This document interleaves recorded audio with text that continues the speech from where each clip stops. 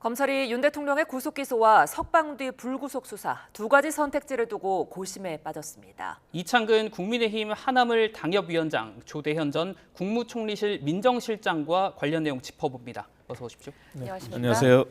네. 자, 전국 검사장 회의 오늘 오후 1시쯤 마무리됐으니까 이제 5시간 정도 지났는데 자, 아직까지 결론이 나지 않았습니다. 어떤 고심 지금 하고 있을까요? 개별 사안에 대해서 검찰에서 전국 검사장 회의를 여는 것이 전혀 없는 경우는 아니지만 그렇다고 아주 흔하게 있는 경우는 아니죠. 그 이면에는 지금께서 말씀하신 것처럼 고민이 있을 거라고 보는데 물론 이 사건 자체가 이제 현직 대통령을 다루고 있다라는 그런 중대함도 있고요. 그리고 그간의 진행 과정에서 여러 국민들이 다 지켜봤지만은 단 한 번도 직접 조사에 물론 한 번 했지만은 첫 체포됐을 때 했는데도 불구하고 그때 이 조서에 사인조차 안 할 정도로 사실상 직접 조사가 전혀 이루어지지 않았다. 그러니까 이런 부분이 고민이 있는 거고요. 그렇기 때문에 이제 직접 대면 조사를 통해서 어떤 보완 수사의 필요성이 있는 것인데 이 부분에 대해서 공수처와 검찰이 협의를 하면서 진행해 왔던 걸로 보도가 되고 있었는데 법원에서는 이번에 이런 결정을 내리면서 굉장히 당황스러운 상황이 아닌가. 그러면서 이제 전국 고검장 회의, 전국 검사장 회의를 통해서 의견을 들으면서 결정을 해 나가는 걸로 보고요. 그렇다고 하더라도 오늘 중으로 결정을 하지 않을까 그렇게 판단을 하고 있습니다. 예, 검찰이 고심하고 있는 이유 결국 어떤 선택을 하든 부담스러울 수밖에 없는 일부 부분이 있을 텐데 위원장님께서는 구속 기소와 불구속 수사 어떤 부분에 가능성이 높다고 생각하고 계십니까? 어떤 부분의 가능성이 높다고 단정을 할 수가 없을 겁니다. 왜냐하면 검찰이 전국 검사장, 지검장을 소집할 정도로 현직 대통령에 대한 신병 처리지 않습니까? 그 얘기는 분명히 특별수사본부에서는 더 추가적인 조사가 필요하기 때문에 구속 연장이라는 결정을 내렸음에도 불구하고 법원에서 이제 불허가 됐지 않습니까? 그렇기 때문에 전국의 검찰 소위 말하는 지휘부가 의견을 다 다양하게 나눠서 결정하겠다 그렇게 결론을 내렸기 때문에 그리고 최종 결론은 검찰총장한테 맡겨는 상황이지 않습니까? 그래서 어떻게 결론이 날지 정확히 알 수는 없습니다만 저는 이렇게 표현하고 싶습니다. 만약에 불구속 수사를 한다고 할 경우에 결국 대통령이나 대통령 변호인 측이 지금까지 해온 그러한 모습을 봤을 때 수사가 진행이 안 될 거라는 것은 자명한 일입니다.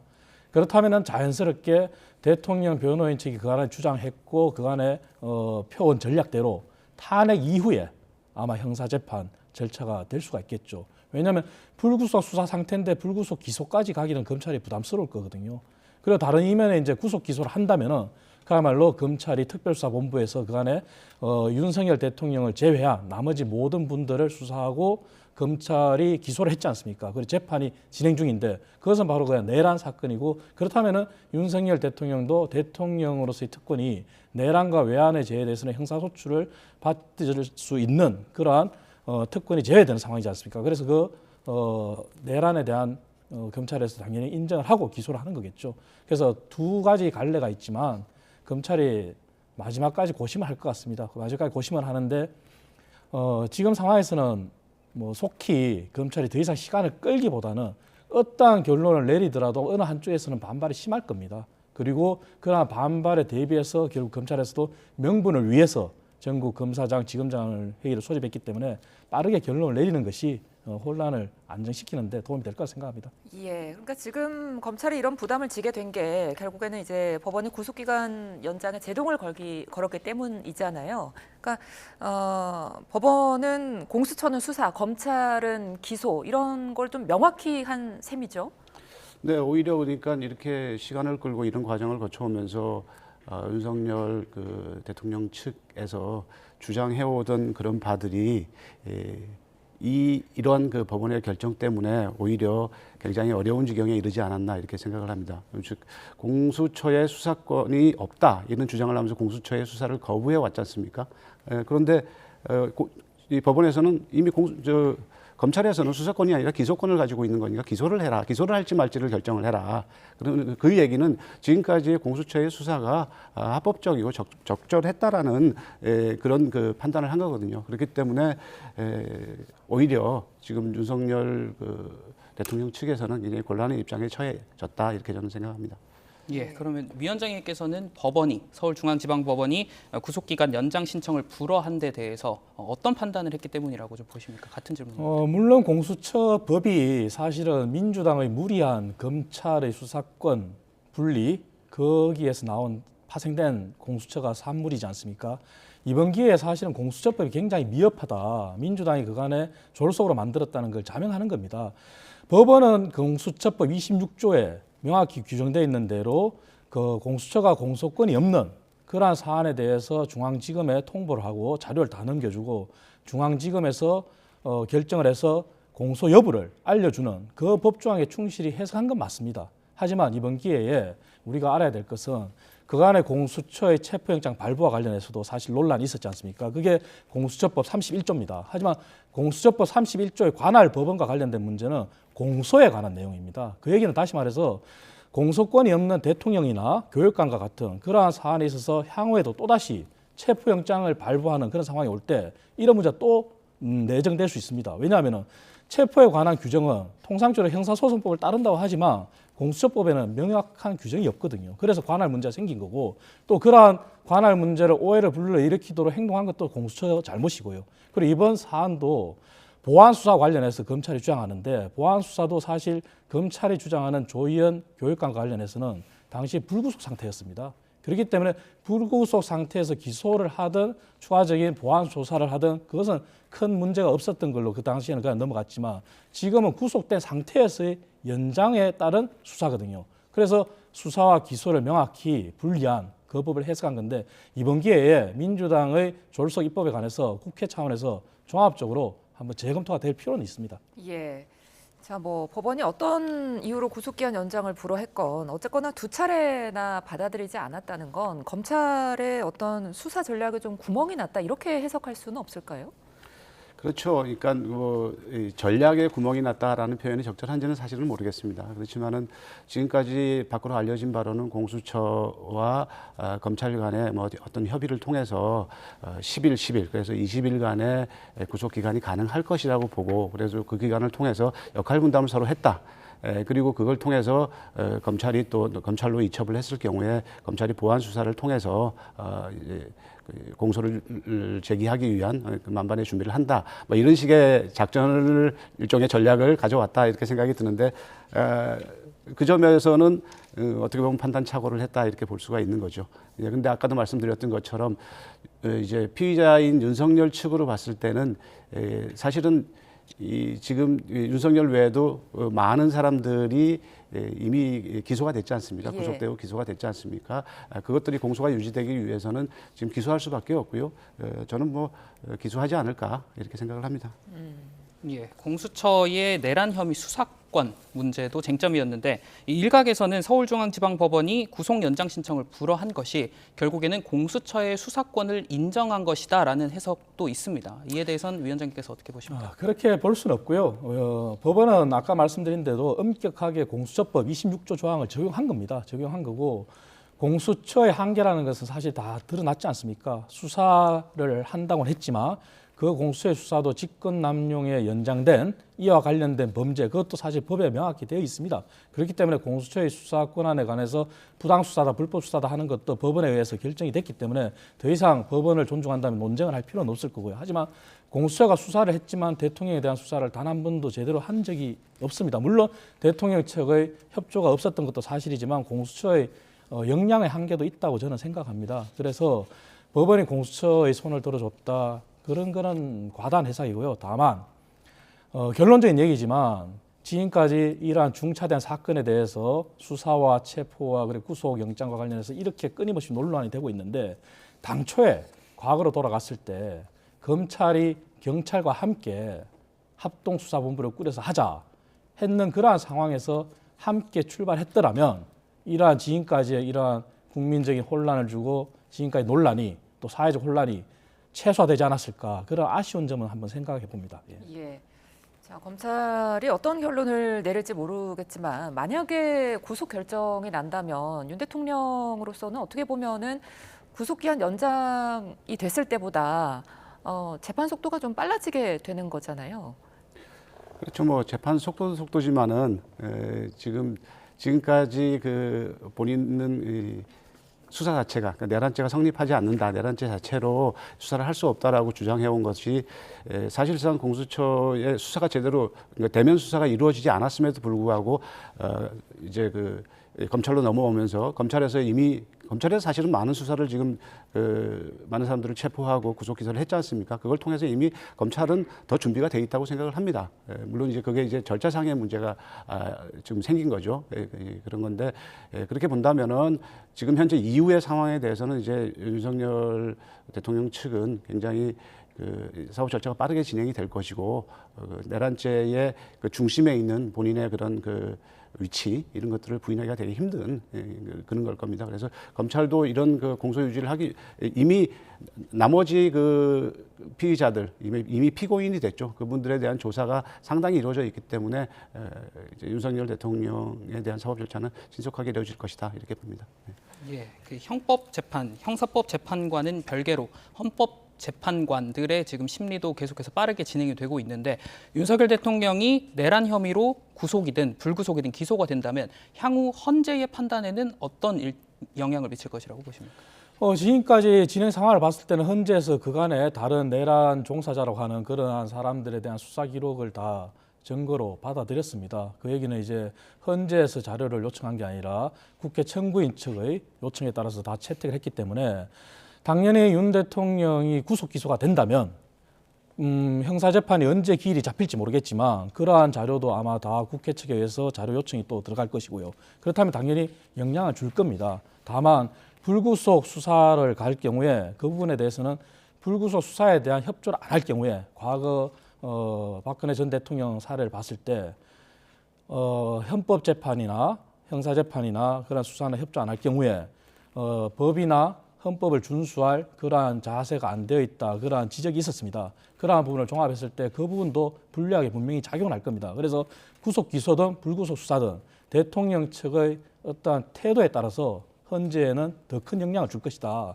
저는 그렇게 보고 있습니다. 예, 헌재 심판에 대한 영향 조 실장님은 어떻게 보세요?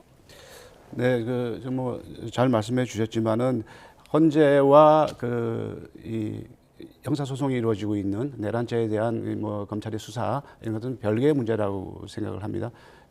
저번에 그 논란이 있었죠. 그 헌법재판소의 심리가 시작이 되면서 내란죄를 빼니 마니 그런 논란이 있었는데 내란죄를 빼고 말고의 문제가 아니고 그 위헌이냐 아니냐를 다투는 문제거든요. 헌법재판소는 그 내란죄냐 아니냐는 형사상의 문제를 다루는 것이 아닙니다.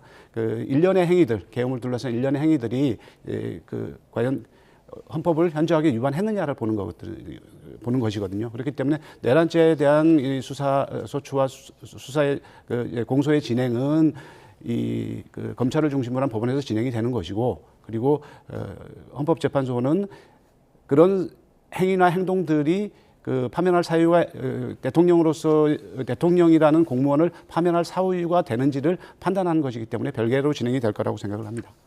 예, 그 헌법재판에 관련한 이야기를 한 번 더 좀 질문을 드려보겠습니다. 그 4차 변론기일 때 윤석열 대통령과 김용현 전 장관이 만났는데 그 내용을 보셨을 겁니다. 어떻게 좀 평가를 하십니까?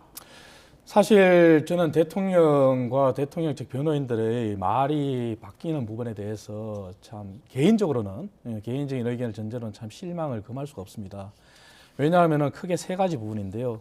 사실 대통령의 비상계엄과 관련해서 가장 관련된 위법 사항과 관련된 부분이 다 국회와 관련된 부분입니다.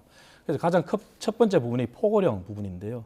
그 포고령 부분만 하더라도 결국은 김용현 전 장관의 변호인이 최초에 발표할 때는 대통령께서 다 검토를 했고, 그리고 일반인의 야간 통행 금지에 대해서 빼라 이렇게 해서 당시에는 대통령을 옹호한 듯한 변호를 했단 말이죠. 하지만 지금 와서는 그 포고령과 관련해서 그것이 당연히 시행이 안 될 걸로 알았고, 그래서 그것은 포고령이 아니라 그냥 계엄령이다, 계몽령이다 이런 표현을 했는 부분에 대해서 참 실망스럽고요. 두 번째 부분은 비상 입법기구와 관련된 부분입니다. 그 부분도 최상목 권한대행의 당시의 어떤 발표가 발언이 조금 수정은 됐지만 결론적으로는 최상목 권한대행이 실무자한테 전달받았는데 그것이 대통령 지시다 그랬지 않습니까? 하지만 그 부분도 김용현 전 장관은 본인이 작성했고 본인이 다 전달했다. 그 대통령의 지시는 없는 것으로 그렇게 다 포장을 했단 말이죠.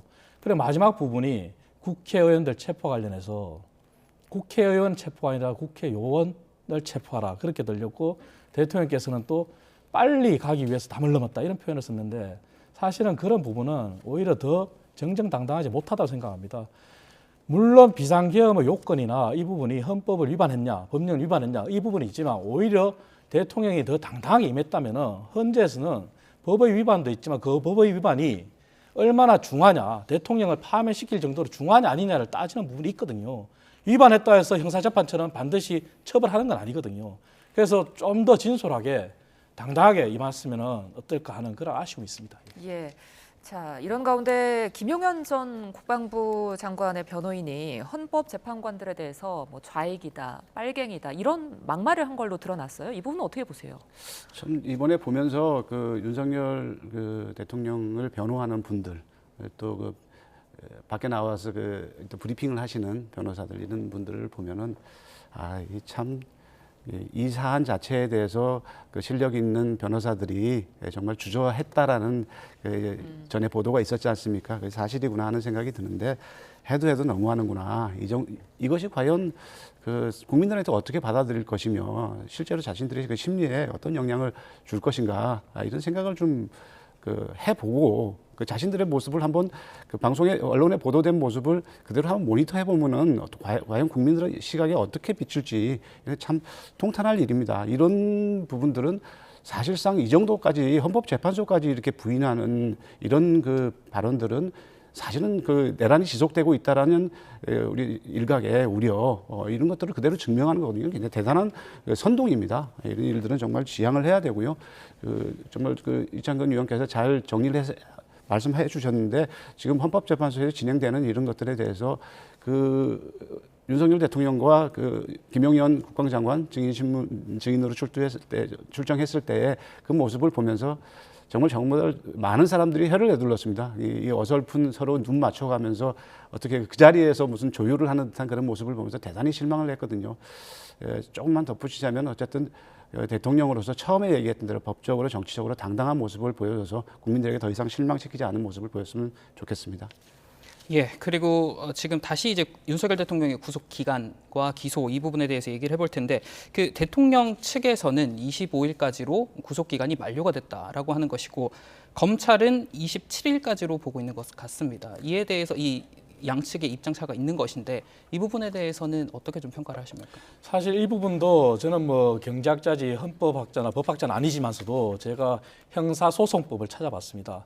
형사소송법 201조 2를 보면은 구속기간과 관련해서 구속영장이 청구됐을 때 구속영장 청구일 그리고 증거물이나 그다음에 각종 서류가 접수된 날로부터 그리고 구속영장이 발부되고 그 증거물이나 서류가 검찰총장에게 반환된 날, 검찰청에 반환된 날까지는 구속기간에서 빠집니다. 다시 말씀드리면은 날짜로 정해져 있습니다. 날로 돼 있습니다. 표현이 시간이 아니죠. 그런데 대통령 측 변호인 분들 중에도 검찰 출신이 많을 텐데 지금 시간을 주장합니다. 그래서 대통령 측 변호인들은 시간을 주장하면 그 시간만 따지다 보니까 25일 자정이다 이렇게 얘기하시는 거고 하지만 법대로 해석한다면 날로 돼 있다면 검찰의 해석이 맞겠죠. 하지만 공수처는 그전에는 또 하나 더 나아가서 체포 적부심 청구 그 시간을까지 감안했을 때 28일로 주장한 적이 있습니다. 하지만 체포 적부심 청구와 기각된 시간을 빼고 검찰을 해석했을 때 27일로 본 거죠. 그래서 이 부분은 법을 명확히 본다면 날로 분명히 표현이 돼 있기 때문에 저는 검찰의 주장이 맞다고 봅니다. 조 실장님은 어떻게 보세요? 사실 제가 뭐 덧붙일 필요가 없을 정도로 위원장님께서 말씀하셨는데 일로 하느냐, 시간으로 하느냐, 일로 하느냐 이 논란인 것 같습니다. 이런 부분까지 지금 트집을 잡으면서 또 그 이유를 만들어내야 되는 그런 그 윤석열 그 대통령 측 변호인들의 이런 아주 부실한 논리가 좀 안타깝습니다. 예, 두 분이 그러면 같은 평가를 하고 계시는 건데 일단 위원장님께만 좀 질문을 드리자면 윤석열 대통령 측에서는 이 구속 기간에 대한 이런 논란, 이야기들 내는 이유는 어떤 부분이 있다고 생각을 하세요? 그건 당연히 이제 검찰을 미리 방문했지 않습니까? 검찰에서 구속영장 연장 청구를 하기 전에 그래서 어떤 얘기가 오갔는지 다들 이제 궁금해했는데 이런 논의가 있었을 거라 봅니다. 그래서 당연히 25일 자정까지가 구속 연장되기 전에 마무리되는 그런 날이기 때문에 당연히 하루속히 대통령 석방하고 불구속 상태에서 수사를 하는 게 맞다 그런 주장을 했을 거라고 그렇게 추정이 됩니다. 그렇기 때문에 더 강하게 이런 주장을 하는 거죠. 그래서 지금 검찰이 설사 구속 기소를 하든 불구속 수사를 하든 만약 구속 기소를 한다는 경우에 거기에 관한 논란을 이어갈 거고 법적으로 그런 대응을 하기 위한 그런 포석이 아닐까 그렇게 생각이 됩니다. 예. 자, 이번에는 특검 이야기 좀 해보겠습니다. 윤 대통령 측은 계속해서 뭐 수사권 이야기를 하고 있는데 이런 상황 속에서 특검 어떻게 해야 될까요? 이미 늦었다는 말도 많잖아요. 뭐 좀 그런 점에서 좀 저도 뭐 시기상으로 예. 그 실효성 면에서 좀 늦지 않았나 이런 생각은 듭니다. 그럼에도 불구하고 이 검찰에 대한 그 굉장히 그 국민들의 불신 그리고 또 정치권의 불신이 상당히 길고 오랫동안 있어 왔지 않습니까? 그래서 뭐 기소 독점주의를 해소하기 위해서 정가의 보도처럼 검찰의 기소권을 사용해 왔거든요. 그런 점에서 봤을 때 지금까지 우리가 쭉 두 달 가까이 지켜봤지만은 진행되는 과정도 각각의 그 수사기관들이 막 혼선을 빚었단 말입니다. 그런 점에서 보면은 늦더라도 특검을 하는 게 맞지 않나 이런 생각은 듭니다. 물론 이제 그 기소 자체를 특검이 출범한 다음에 기소 자체를 특검이 수사와 기소를 특검이 하는 그런 그 상황이었으면 훨씬 더 효율적인 그 수사와 기소가 이루어지지 않았을까. 그 이후에 또 공소유지도 그렇게 되면은 훨씬 나았겠죠. 그럼에도 불구하고 지금 비록 늦었지만 해야 되는 게 아닌가 하는 생각이 듭니다. 예, 그럼 위원장님께서는 특검이 필요하다고 생각을 하십니까? 사실 특검과 관련해서 개인적으로는 사실 특검이 필요 없다는 주장을 일관되게 펼쳤습니다. 왜냐하면 이미 내란과 비상경과 관련된 상당수 인사들이 재판에 넘겨진 상황이고 그리고 마지막 정점이 윤 대통령에 대한 수사와 기소 여부가 남은 상황이었는데 이것도 사실은 오늘 검찰의 결정에 따라서 또다시 민주당을 필두로 아마 대대적으로 요구가 있을 것 같습니다. 만약에 검찰이 불구속 수사를 한다 할 경우에 특검의 필요성을 더 주장하겠죠. 그리고 구속 기소를 할 경우에는 더더욱이 민주당이 주장하더라도 사실은 필요성이 없어지는 게 사실입니다. 하지만 특검과 관련해서 지적하고 싶은 것은 민주당이 그간에 특검이 정말 필요한 시기에 제대로 된 특검을 야당으로서 거대 야당으로서 횡포를 부릴 게 아니라 여당과 함께 머리를 맞댔다면 이런 논란도 없겠죠. 하지만 민주당은 그간의 특검과 관련해서 무리한 특검을 펼쳤습니다. 뭐냐면 야당만이 특검을 추천하고 그리고 종래에는 외환과 관련된 대북 정책이나 우리나라 외교 정책도 특검의 수사 대상으로 뽑은 겁니다. 그러한 부분들이 논란을 많이 일으켰죠. 그래서 특검이 그간의 민주당이 정쟁을 위해서 민주당 이익을 위해서 한 게 아닌가 하는 이런 의구심은 떨쳐버릴 수 없거든요. 지금도 마찬가지입니다. 하지만 지금 이 상황에서도 만약에 검찰의 그러한 선택에 따라서 특검의 요구가 있다 하더라도 야당이 정말 바라봐야 될 것은 그 특검이 정말 제대로 된 진실을 규명하기 위한 특검인지 이재명 대표를 보호하고 사법 리스크를 회피하고 정쟁을 일으키기 위한 특검인지 그것을 야당도 냉정히 바라봐야 됩니다. 그러한 부분들이 국민들이 다 보고 계시거든요. 그래서 그 부분을 지적하고 싶습니다. 예, 지금 특검 처리 시한이 다음 달 2일인데 문제는 최상목 권한대행이 거부권을 쓸 것이냐 지금 이거잖아요. 이런 가운데 저희 YTN 여론조사 응답자 절반 이상이 특검을 해야 한다 이렇게 나타났단 말이죠. 최고단대행 결정에 따라 정치권에 좀 파장이 있을 것 같아요.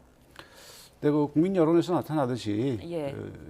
이 특검이 필요하다고 생각하는 국민들의 생각은 조금 전에도 제가 말씀드린 것처럼 검찰이 그 정가의 보도처럼 활용해온 기소권의 남용 또는 그 해야 될 기소를 또 하지 않는 그런 그 선택적 기소의 문제 이런 문제들에 대한 그 우려가 반영되어 있다고 보고요. 일단은 그런 국민들의 그 우려나 걱정 이런 것들을 반영해서라도 최상목 대행은 이번에는 결정을 해야 되고요. 그리고 최상목 대행이 일관되게 문제를 제기해왔던 것은 첫째가 여야 합의를 해와라 이거였고 두 번째가 그 이제 추천에 있어서 위헌성을 해소해달라 이 부분이거든요. 근데 이 두 개의 문제가 두 개로 분리되어 있는 것 같지만 명목상으로 보면 두 개지만 사실은 하나거든요. 그러니까 이 가장 핵심적인 문제가 그 이제 추천에 있어서의 위헌성 때문에 여야가 합의를 못한 것이고요.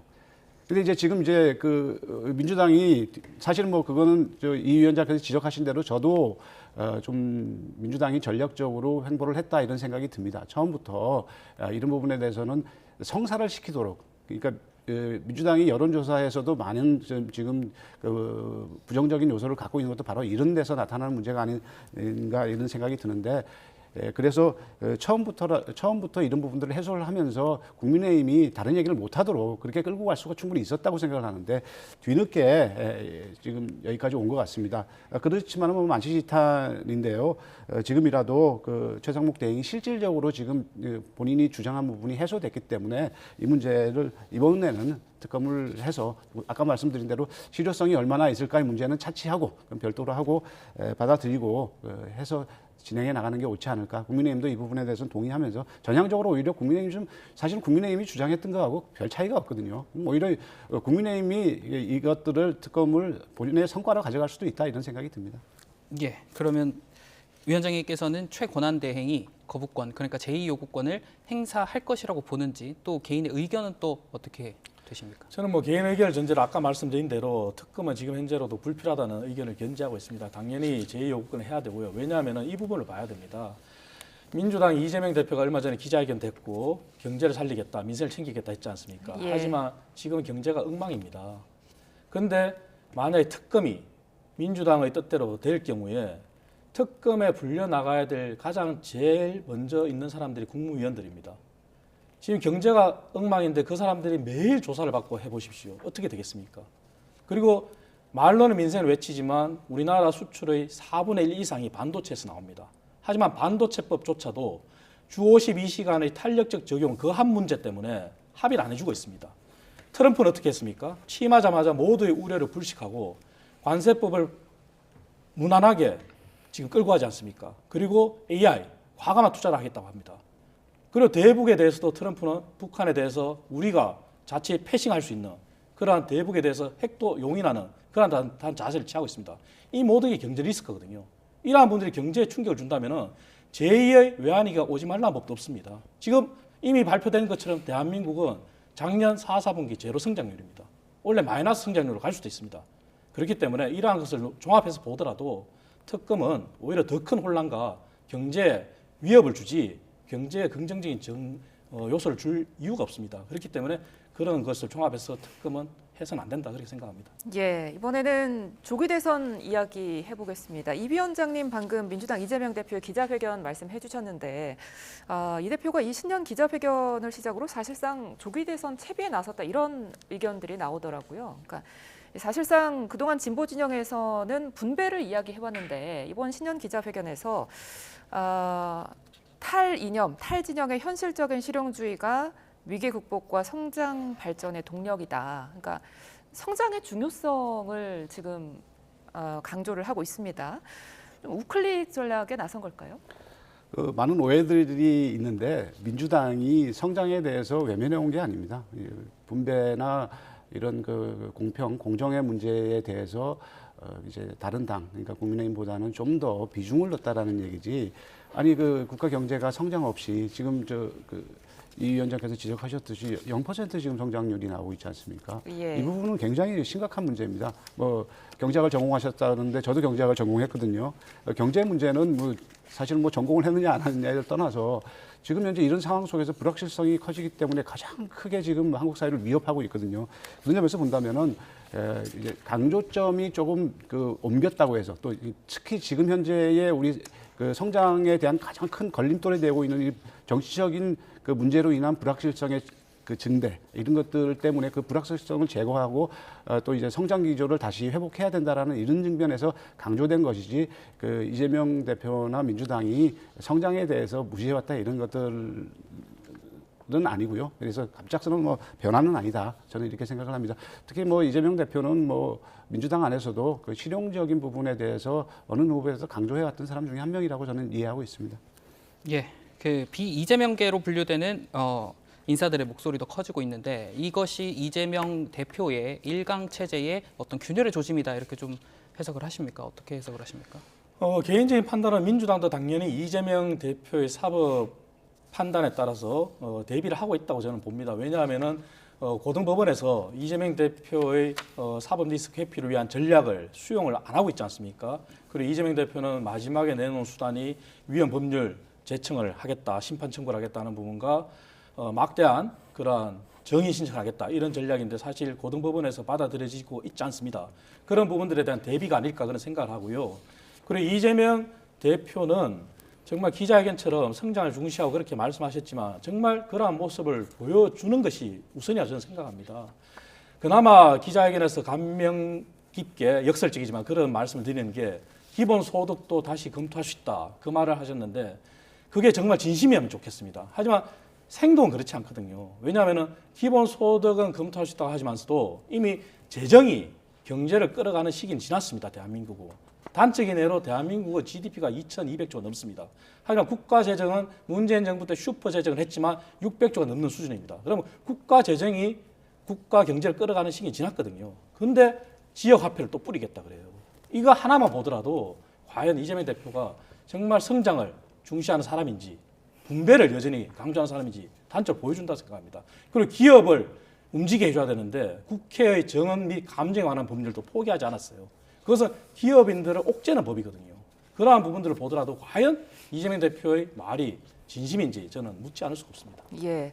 자, 여론조사에서 또 한 가지 눈에 띄는 부분이 장내 정치 지도자 선호도 부문에서 이재명 대표 뒤를 잇는 게 지금 김문수 장관이거든요. 이 부분은 어떻게 해석하세요? 지금 여론조사는 뭐 트렌드로 봐야 되는데요. 예. 그 트렌드가 사실은 여당 특히 보수 그런 지지층의 집결이 된 결과라고 볼 수 있습니다. 그래서 김문수 장관의 지지율이 오르는 것도 사실이지만 저는 그거보다 더 중요한 것이 그렇다 하더라도 미응답률, 무응답층의 비율을 봐야 되는데 이 비율은 20%에서 30%를 차지합니다. 예. 그 부분에 주목해야 되고 그리고 이재명 대표가 야당의 주자, 강력한 주자죠. 그렇다고 봤을 때 1대1 구도를 봐야 되는데 그 1대1 구도에서는 사실 오세훈 서울시장이 가장 경쟁력이 있는 걸로 나타나고 있습니다. 그래서 물론 홍준표 시장과 41대 41로 동률로 나왔지만 그 이면에 중도층의 지지를 얼마나 받느냐에서는 오세훈 시장이 가장 강력하게 보고 있고 사실 오세훈 시장이 지난 2021년도 서울시장 재보궐선거 때 모두의 예측을 뛰어넘고 압승을 거뒀지 않습니까? 그 압승의 밑바탕도 사실 중도층이었거든요. 그래서 지금 현재의 다자구도에서의 김문수 장관의 지지율은 지지층의 직결로 그런 일시적인 흐름으로 트렌드로 볼 수는 있지만 정말 1대1로 붙었을 때의 결과가 누구냐? 그걸 봤을 때는 결국 중도층의 호구력 있는, 소구력 있는, 호소할 수 있는 그런 후보가 분명한 경쟁력 있는 후보가 아닐까 그렇게 봅니다. 예, 그 언급해주신 그 여론조사 관련해서 그 오세훈 서울시장, 홍준표 대구시장이 이재명 대표와 양자대결에서 초접전이라는 결과 이 부분에 대해서는 어떻게 좀 보십니까? 그 양측이 지금 그 이미 조기 대선 그 모드로 가고 있죠. 또 조기 대선 국면으로 가고 있다라는 그 유권자들의 그 심리가 작용을 하는 것 같습니다.